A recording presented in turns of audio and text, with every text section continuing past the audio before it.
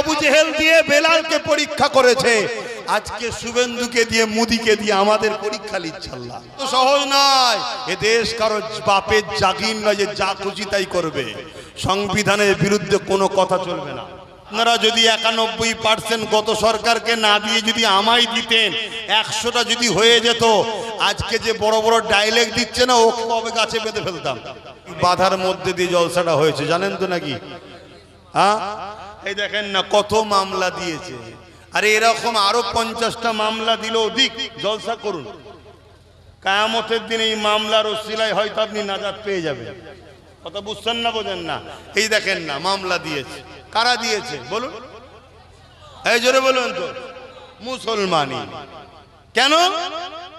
এখন এই নতুন বাপ হয়েছে, বাপকে খুশি করার জন্য মামলা দিয়েছে। আপনি মামলা দেখাচ্ছেন, আমার মামলার লিস্ট খুললে তো আপনি আরো অজ্ঞান হয়ে যাবেন। শুনছেন? আমারও প্রচুর মামলা আছে, কিন্তু এসব নিয়ে কোনোদিন চিন্তা করিনি। কেন? জেলে যাওয়াও একটা সাহাবাদের সুন্নত পালন হয়ে যাবে। ছাবলামু ধরেছো, মাইক করে নেবার পারমিশন তোমায় কে দিয়েছে?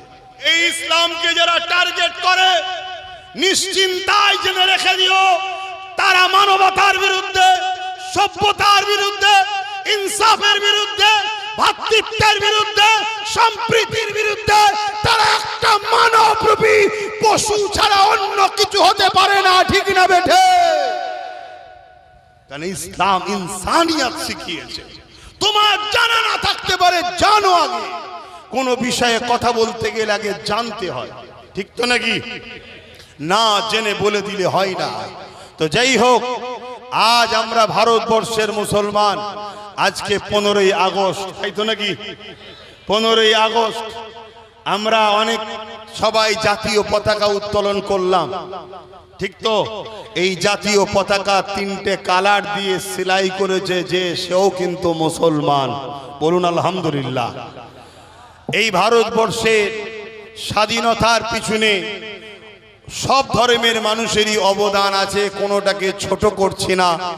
তবে দিল্লি গেটে, ইন্ডিয়া গেটেতে আজও লেখা আছে 91,000 প্লাস মানুষের যে লিস্ট আছে, তার মধ্যে 61,395 জন মুসলমান। বলুন আলহামদুলিল্লাহ। কিন্তু আমরা আমাদের দোষে মরিছি। কি? আমরা শুধু পরের বাপকে বাপ বলি, নিজের বাপ তৈরি করার স্বপ্ন নেই। অতএব নিজের নেতৃত্ব তৈরি করো, নিজের লিডারশিপ তৈরি করো। আর এখানে আরেকটা কথা মনে পড়ছে, কিছু ছেলে আমাদের সাথে আছে, নাম করেছে, আমাদের সাথে আছে, তারাও রিসেন্ট খবর পাচ্ছে একটু ভুল রাস্তায় চলছে, একটু খবর পাচ্ছে একটু ভুল রাস্তায় চলছে।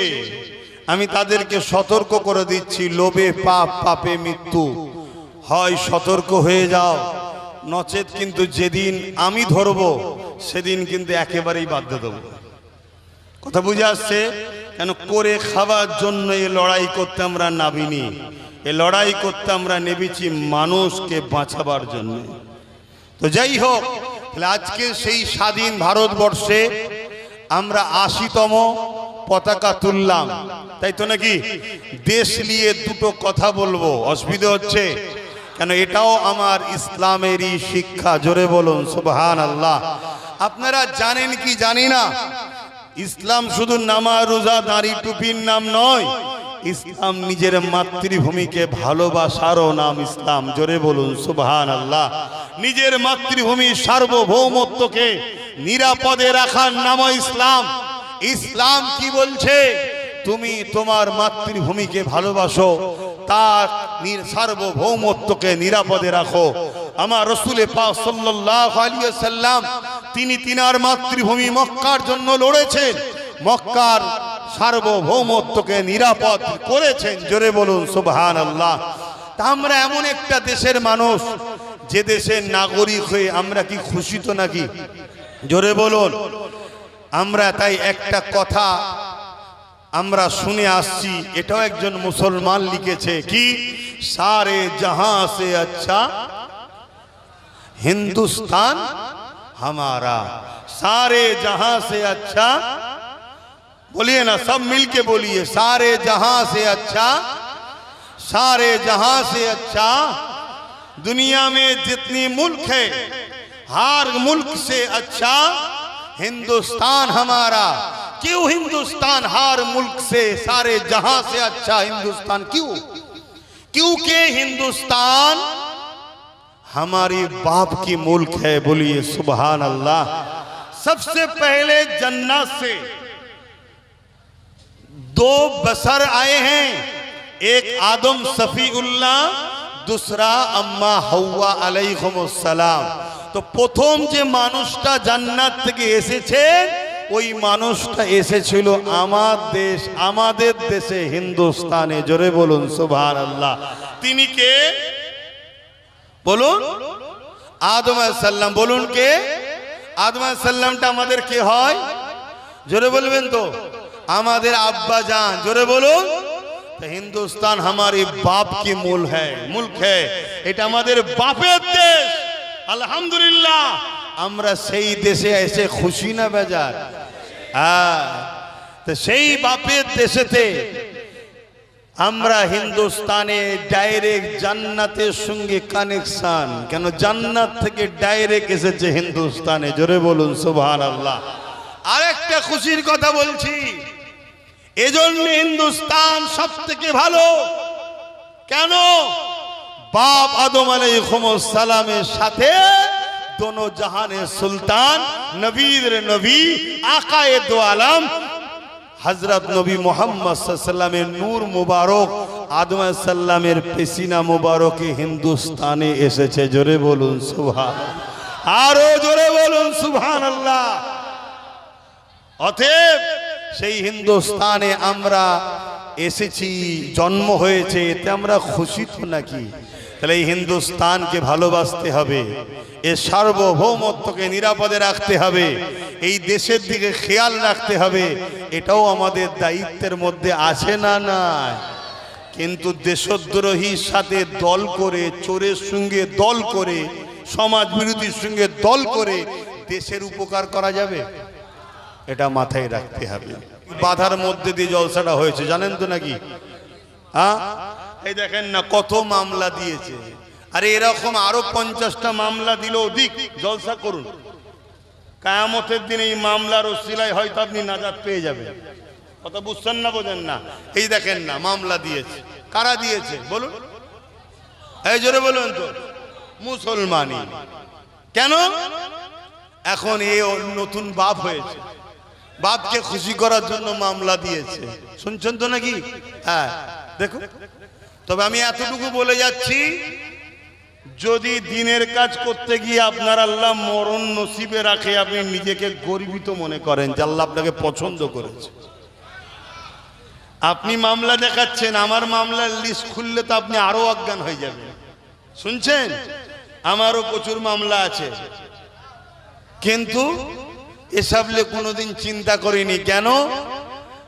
জেলে যাওয়াও একটা সাহাবাদের সুন্নত পালন হয়ে যাবে। জোরে বলুন সুবহানাল্লাহ। আর এগুলো তো তোমাদের জলসাই বলে দিয়েছিল যে কেউ মোবাইল করবে না। এতগুলো বস্তু দিয়েছিলেন কেন আপনারা? আমি উঠে এই সামলাবো না জলসা করবো, এমনি তো সময় 1.5 ঘন্টা। এই জলসা কমিটিকে বলে দেয় না?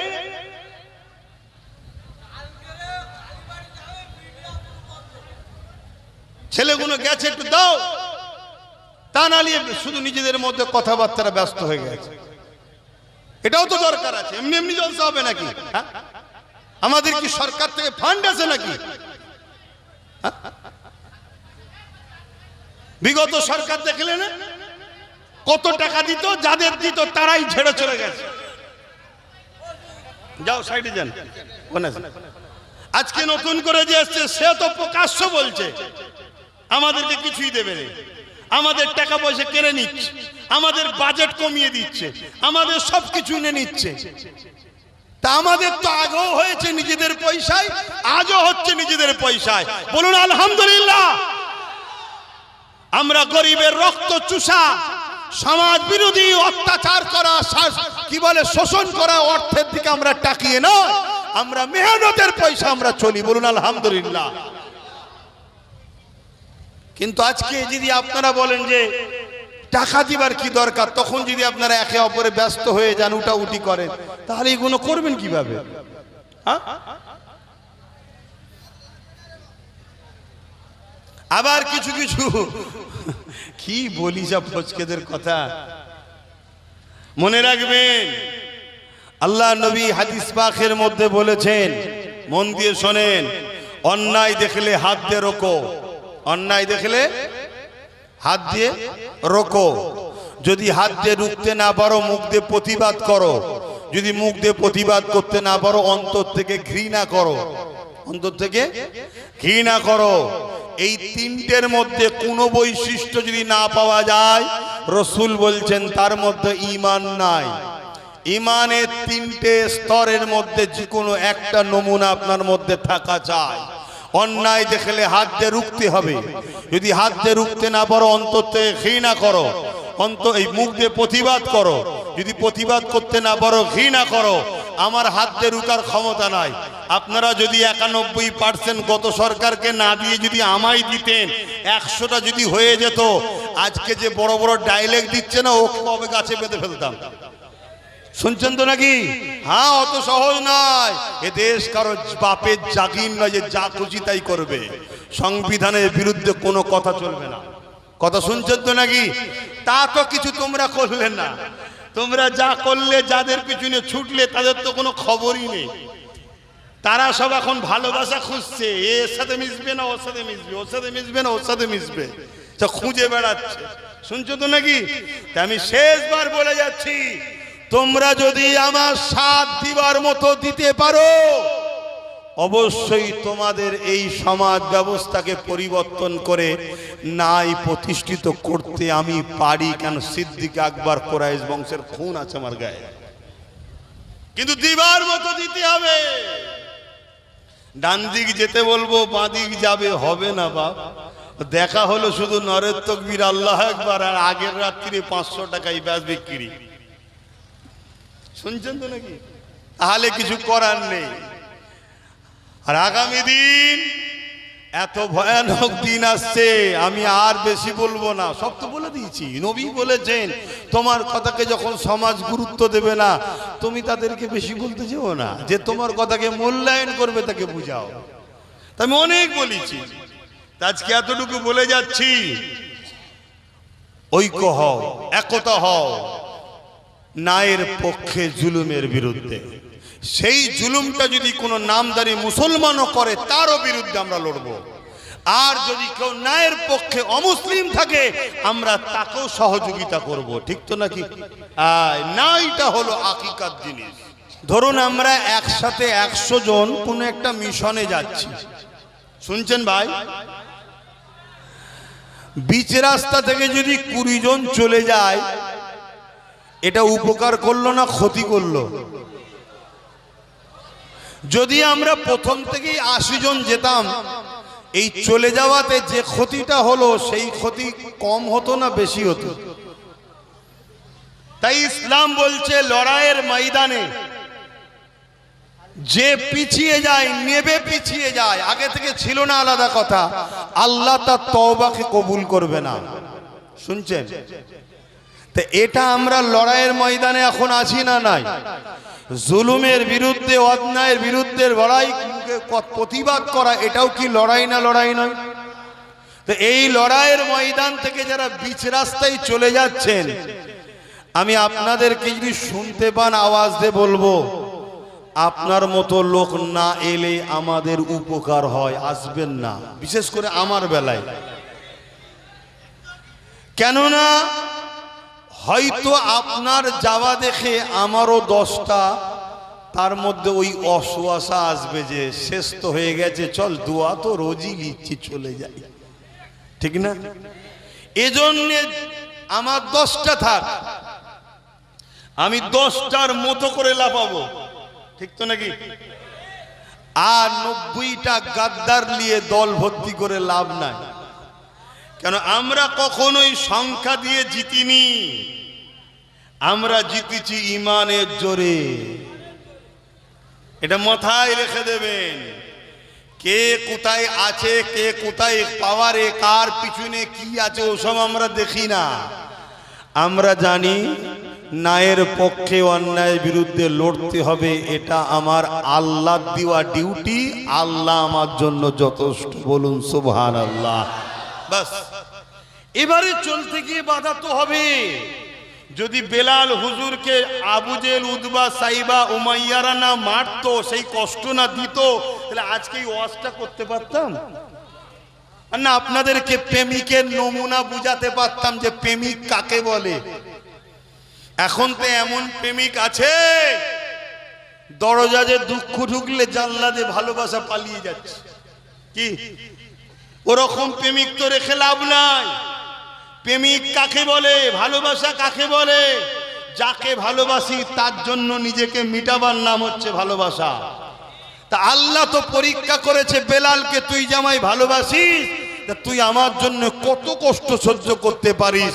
তোকে গরম রোদে রাখবো, মরুভূমির বালিতে রেখেছে, আগুনের ওপরে রেখেছে, ঠোঁটের রডের গরম ছাকা দিয়েছে, বেতের আঘাত দিয়েছে, কোমরে পায়ে ভারী জিঞ্জিল বেঁধে মক্কার বাজারে নিজে পিটিয়েছে বেলাল। তারপরেও বলেছে, আবু জেহেল, উতবা, সাইবা, উমাইয়া, তোদের জুলুম শেষ হয়ে যাবে, বেলালের দিল থেকে আল্লাহ ও নবীর প্রেম কখনো মিটাতে পারবি না। জোরে বলুন সুবহানাল্লাহ। আজকে সেদিন আবু জেহেল দিয়ে বেলালকে পরীক্ষা করেছে, আজকে শুভেন্দুকে দিয়ে, মোদিকে দিয়ে আমাদের পরীক্ষা নিচ্ছে আল্লাহ। এতে কোনো টেনশন নেবার কিছু নেই, তো এতে টেনশন নেবার কিছু নেই। শুনছেন তো নাকি? কিন্তু আমাদের রাস্তা হবে একটাই, আমরা কোন সরকার যদি ন্যায়ের পক্ষে থাকে আমরা তার বিরোধী করি না, ভালো কাজ করলে তার বিরোধী করি না।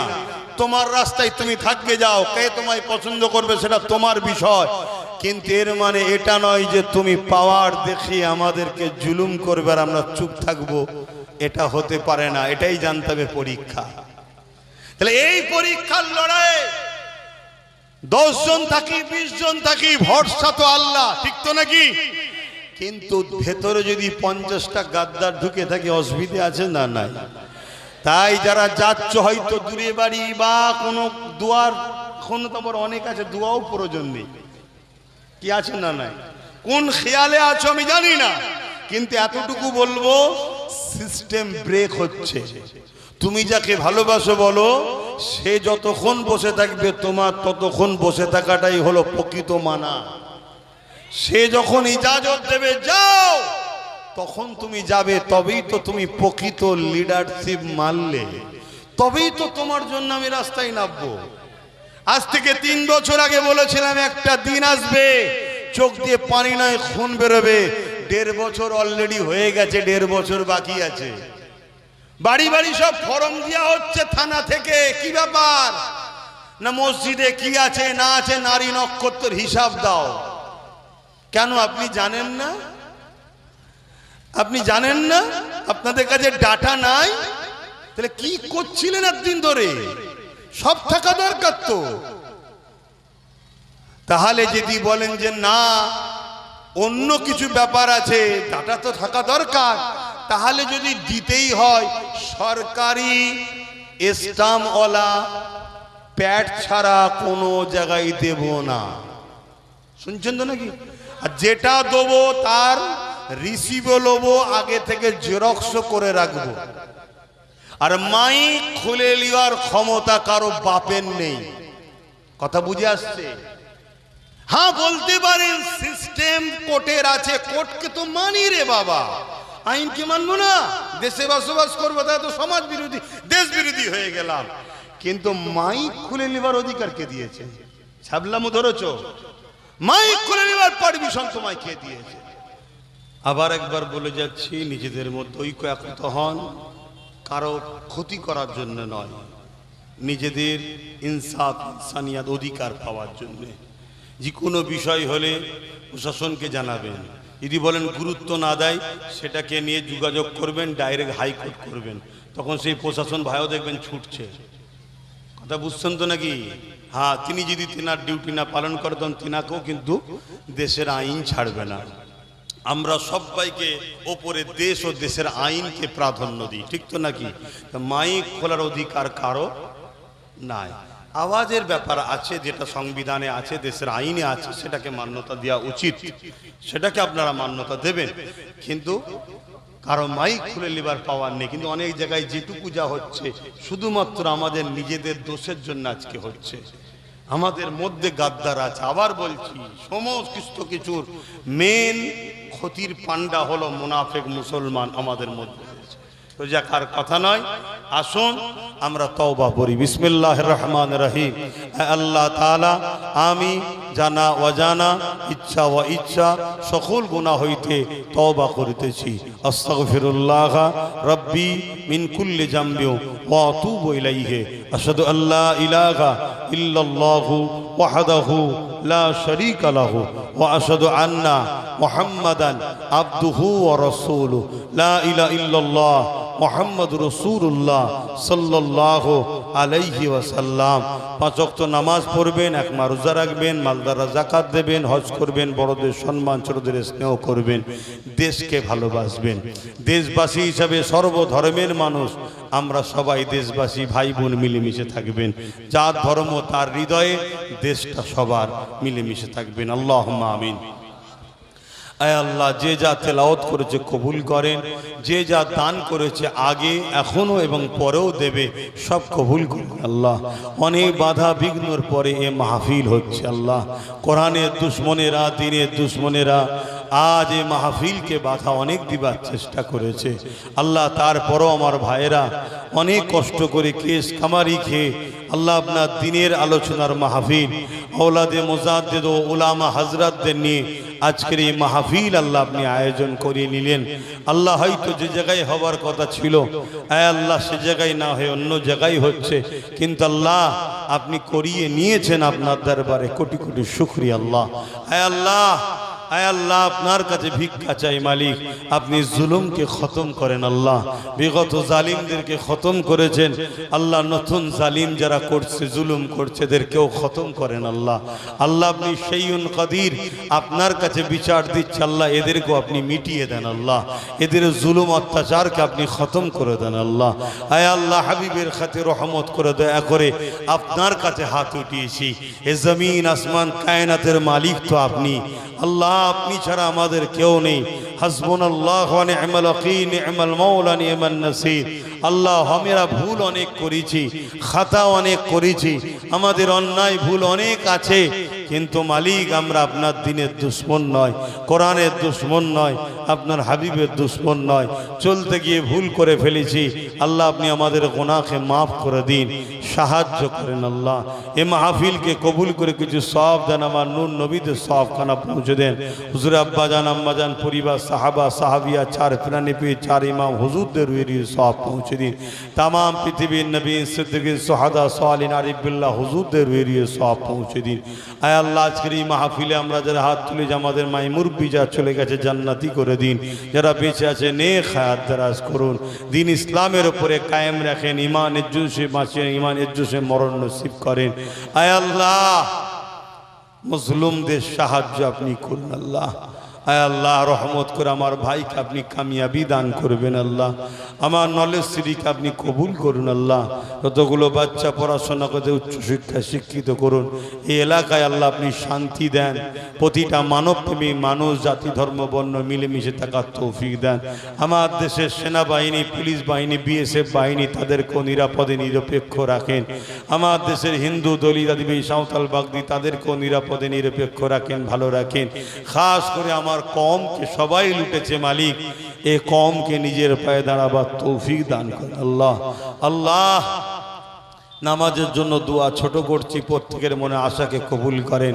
হাসবুনাল্লাহু ওয়া নি'মাল ওয়াকিল, নি'মাল মাওলা, নি'মান নাসির। আমার জন্য আপনিই যথেষ্ট। বারহাক লা ইলাহা ইল্লাল্লাহু মুহাম্মাদুর রাসূলুল্লাহ সাল্লাল্লাহু আলাইহি ওয়াসাল্লাম।